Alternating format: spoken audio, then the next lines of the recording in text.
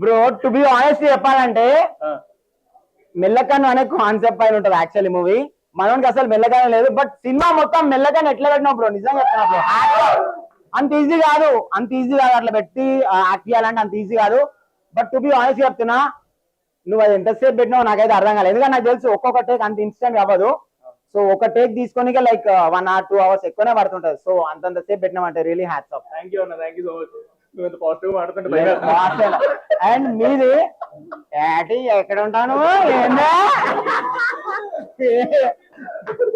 Bro? మనం acting అయితే next level. To be honest చెప్పాలంటే లైక్ డెబ్యూ మూవీ మీది.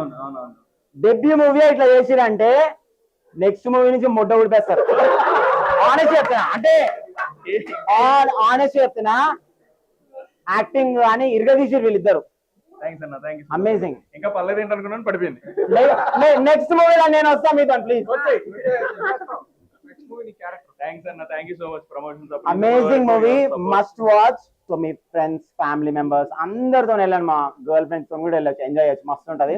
హీరోయిన్ యాక్టింగ్ నెక్స్ట్ లెవెల్ ఉంది. అండ్ హీరోయిన్ యాక్టింగ్ ఒకటే కాదు, బట్ ఆల్ ఆర్టిస్ట్ ఎవరైతే యాక్ట్ చేసిన మూవీలో ప్రతి ఒక్కరు యాక్టింగ్ అయితే నెక్స్ట్ లెవెల్ ఉంది. నాకైతే మస్తు అనిపించింది మూవీ, ఎక్కడ కూడా బోర్ కొట్టదు. You love the movie, like amazing. సరే నీ డైలాగ్ కొట్టేసి లాస్ట్ కి. సాయిరామ్ సాయిరామ్.